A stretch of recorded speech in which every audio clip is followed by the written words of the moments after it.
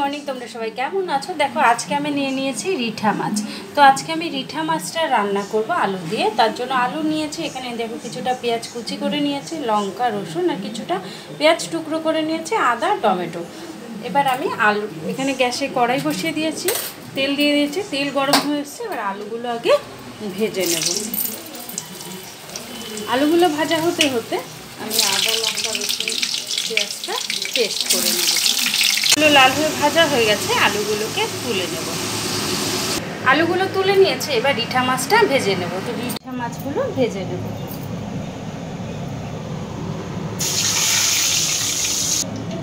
মাছগুলো ভাজা হয়ে গেছে, এই কড়াইয়ের তেলের মধ্যেই দিয়ে দেবো ফোড়ন, শুকনো লঙ্কা, তেজপাতা আর গোটা গরম মশলা। ফোড়নটা রেডি হয়ে গেছে, এর মধ্যে দিয়ে দেবো কুচিয়ে রাখা পেঁয়াজগুলো। পেঁয়াজগুলো দিয়ে আমি 2 থেকে 3 মিনিট ভেজে নেব তেলের সাথে।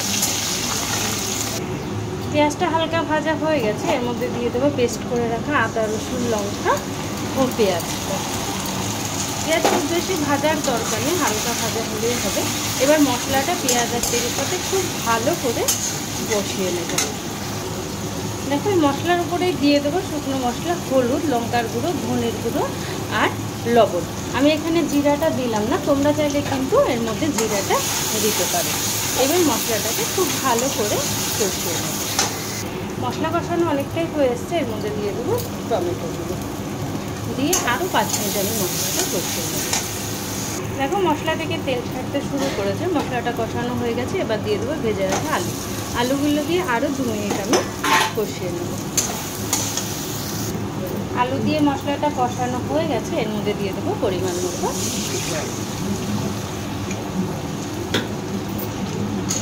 দিয়ে ঢেকে রান্নাটা করে নেব। গ্যাসের ফ্লেমটা একদম কমিয়ে দেবো, 10 মিনিট মতো রান্নাটা করে নেব।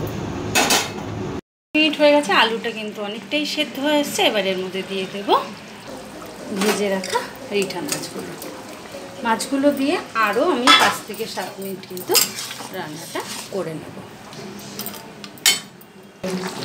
দিয়ে দেবো একটা গোটা কাঁচা লঙ্কা, আর 2 মিনিট রান্নাটা হলেই নামিয়ে নেব। রিঠা মাছটা রেডি হয়ে গেছে, এবার নামিয়ে নেব।